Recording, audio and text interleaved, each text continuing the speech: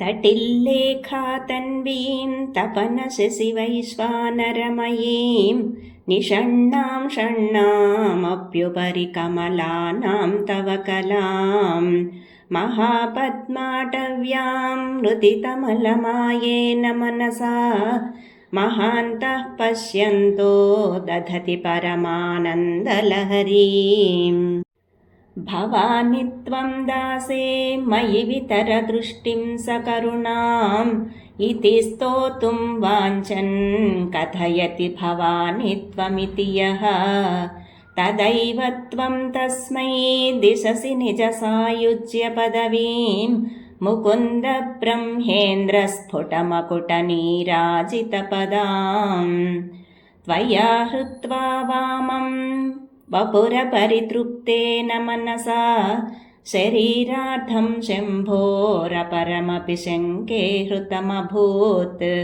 यदेतत्त्वद्रूपं सकलमरुणाभं त्रिनयनं कुचाभ्यामानम्रं कुटिलशशिचूडालमकुटम् जगत्सूते धाता हरिरवतिरुद्रः क्षपयते तिरस्कुर्वन्नेतत् स्वमपि वपुरीशस्थिरयति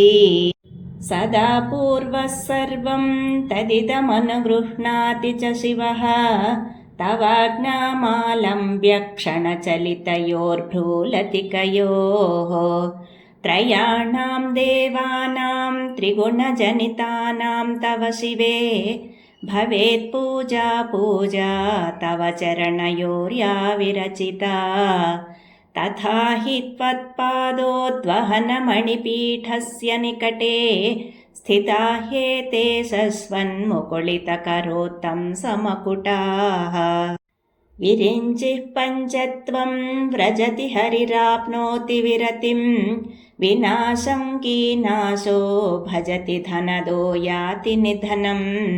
वितन्द्री माहेन्द्री विततिरपि सम्मीलितदृश महासंहारेऽस्मिन् विहरति सति त्वत्पतिरसौ जपो जल्पः शिल्पं सकलमपि मुद्रा विरचना गतिः प्रादक्षिण्यक्रमणमशनाद्याहुतिविधिः प्रणामः संवेशः सुखमखिलमात्मार्पणदृश सपर्यापर्यायः तव भवतु यन्मे विलसितम्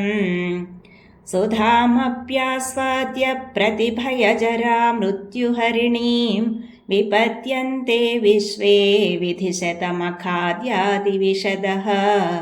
कराळं यच्छ्वेलं कबलितवतः कालकलना